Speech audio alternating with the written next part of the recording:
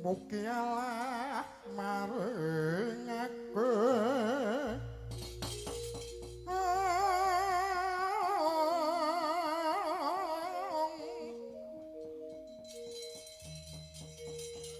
angayomi manungsa sami tedak turun ing Adam ingkang purun sujud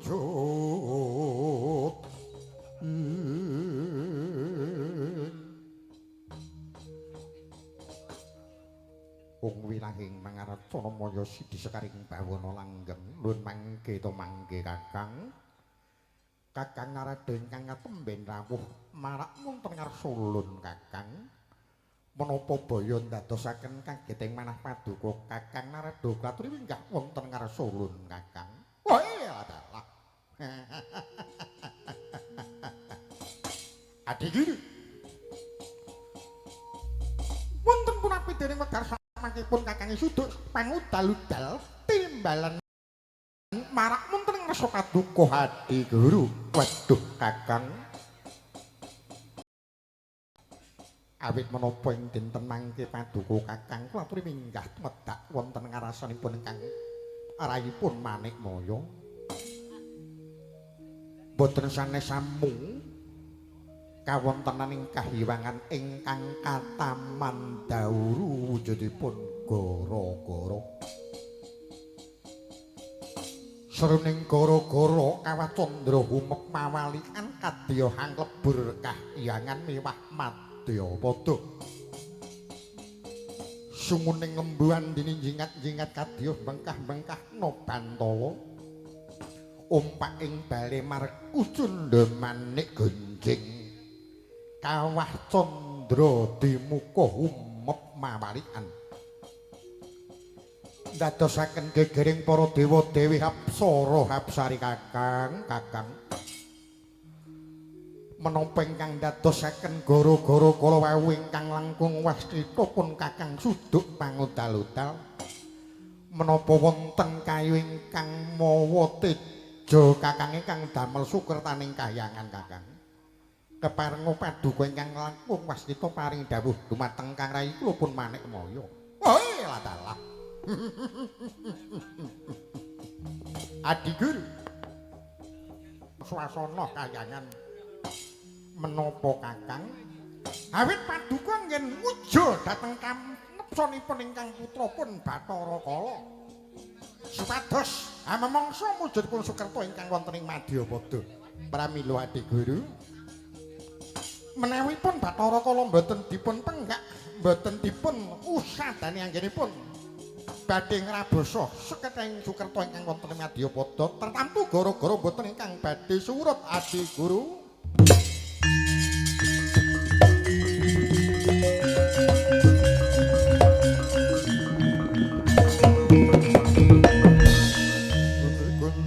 Langit klap-klap katon lir ginsanging alus risang maweh gandrung. Waduh kakang menawi makaten mangsa borong paduka kakang Narada nginipun menggak dateng pun Bathara Kala.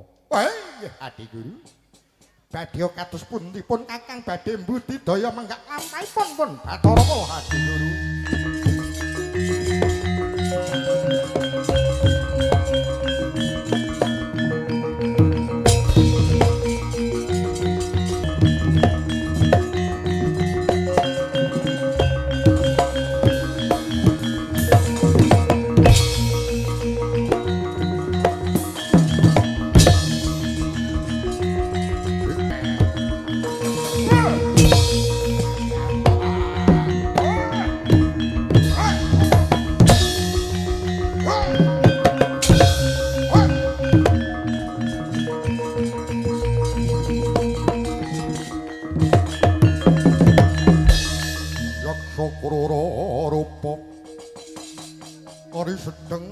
Nalendra yaksa lelaku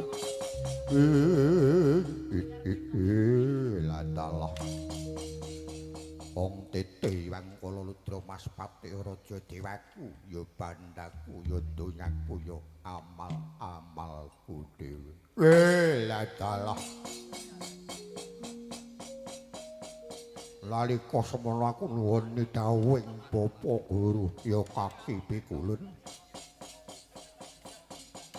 aku bakal golek ingkang dadi buron laronku aku kudu momongso salah sawijining Sukerta mongko dawuhing Rama Guru ya Rama pikulun dina iki ana dalang sing lagi arep mayang mapan ana wewengkon dusune Klandri desaning Cakul kecamatan ning Dongko ladalah dalang cukup mbacotake nggonmu bakal mayang ana kono yen Bathara Kala ora kok wenehi pangan mbuh dadimu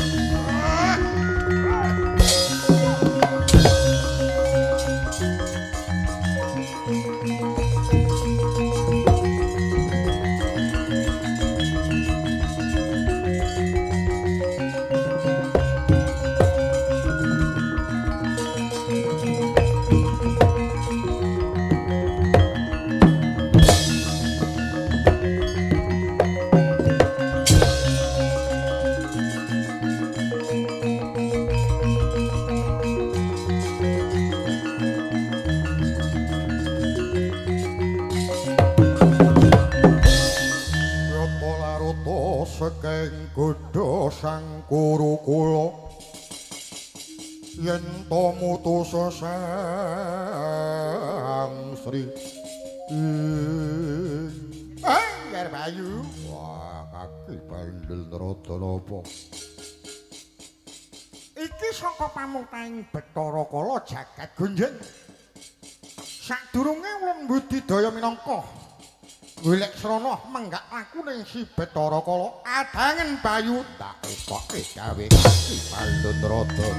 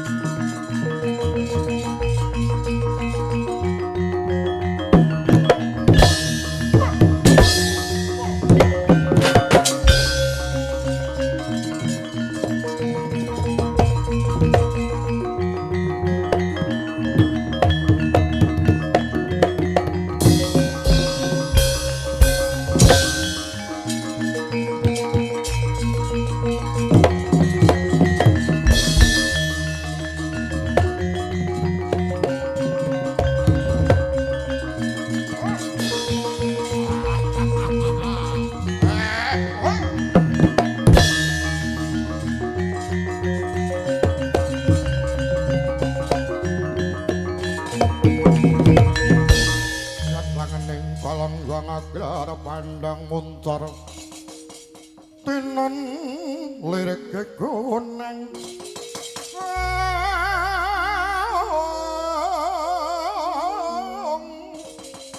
surum sorote tanpa padang kasor lan pacaring puranameng kegono ladalah durung wetara adoh nggon kula maku goleki desane Cakul dusune Klandri durung nganti temekala papan dununge dusun Klandri ana satriya ngagelah ning tengah dalan ladang laku kowe sapa kowe iki sana wah yen takon aku Raden Tunabapa lho Raden Tunabapa ya dasar Kaparanyata sababe apa kowe nganggo jeneng Tunabapa lalika linairake ana Jakarta wis ditinggal dening wong atuwaku. Weh, yen ngono kowe bocah yatim piatu. Ya.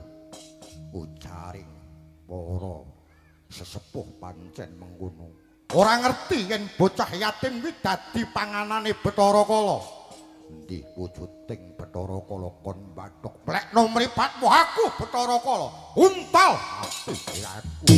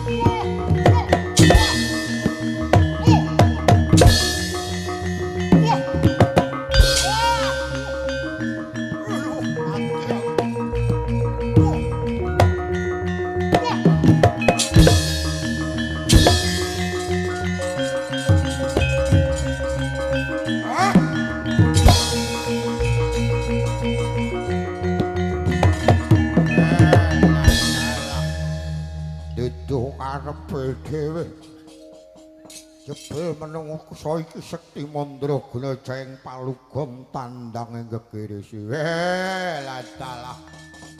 Yen ora nyimpang dalan, woh cilaka aku.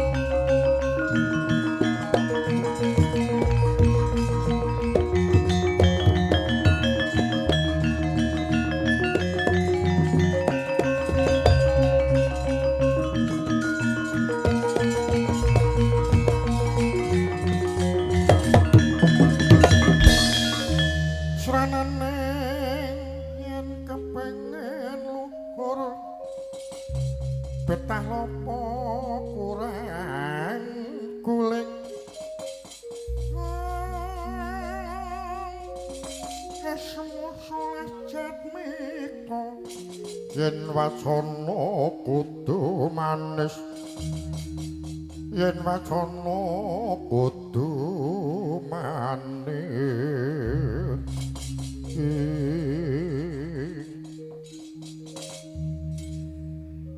mangke Kakang Panjak sak sampunipun sawetawis dangu anggenipun mapan wonten ing sendang kamulyan nalika semanten kula dipun jumenengaken dalang sejati nggih dalang Kandabana nggih dalang pangruwatan Kakang Panjak naming wiwit seprika ngantos sak mangke kok dereng wonten ingkang calang ingkang badhe murwakala Kakang. Kiai Dalang. Mangke rumiyin. Napa wonten kula sowan lan marak wonten ngarsanipun dalang sejati nggih dalang Kandabana.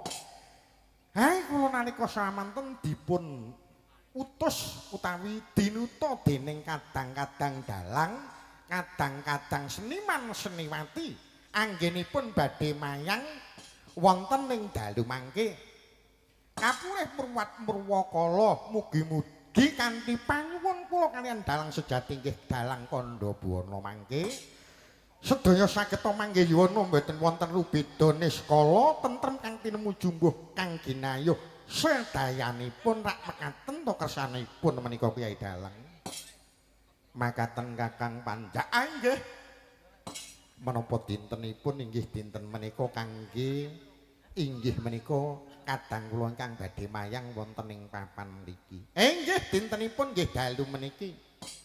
Awit sampun dipun padosi dening para sesepuh dintenipun pas wukunipun pas sasinipun sae saha tawunipun sae. Pramila saking menika nggih sakmangke monggo nuhune dawuhipun kadang-kadang ingkang saking kadang seniman-seniwati anggenipun badhe mrayang kapluwih dipun ruwat purwakala sak saged kula lan sak murwat kula nyuwun kaliyan Gusti Kang Maha Nasa makaten Kakang Panjak ning sajenipun menika kumplit menapa mboten pun ngrembug perkara sajen pepake sajen menika rak pendanaan wonten kathah to.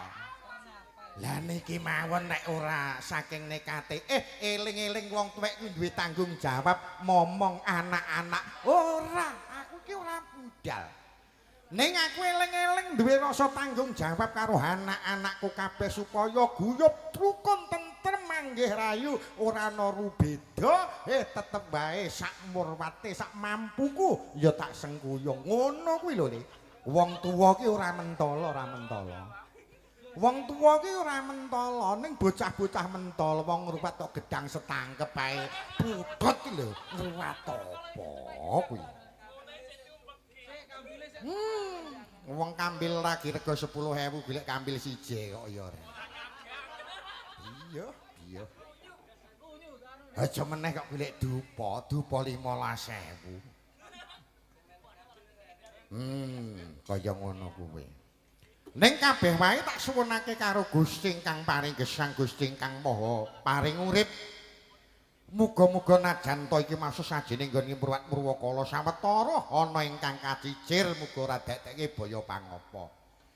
Sak mampune kok omah ya wis tak gawake ngono le ya. Bakune weling rukun mat sinamatan daya dinayan aja ana nganti laku pasulayan. Kuwi ya kelingku. Inggih makaten Kakang Panjak yen ngaten kula sampun napi pasrah saking panjenengan monggo dipun wiwiti murwat murwakala amargi wekdalipun murwat menika namung setengah jam mangke dipun lajengaken wayang kulit inggih dalangipun tebih menika saking Tugu Mas Brian kasambung saking Mas Ainun saking wewengkon Panggul. Makaten nggih Kyai Dalang. Inggih monggo Kakang yen ngaten monggo diwiwiti murwat murwakala.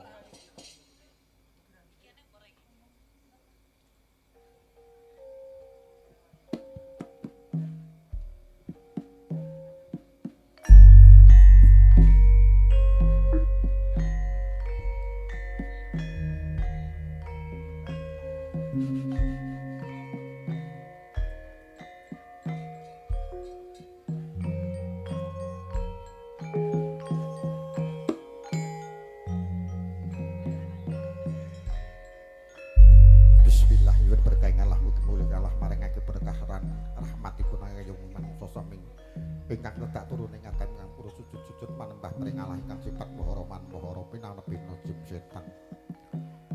Wong ange pitamilahing prayogane Sang Hyang Alinggang. Sang Darmajati kelire Sang Hyang Tejamaya palunture Sang Hyang Adlimonang kekuping Sang Hyang Kuwera retacike Sang Hyang Retnawati. Deboke Sang Hyang Kebuan Cangka ing Bathara Guru Alinggih kang kayu teja uruping Bathara Brahma arenging Bathara Wisnu. Kukusing Bathara Sambhawuning Bathara Siwah anonton wayang Sang Hyang Guru kang ngamayang widodari kang nyindeni widodari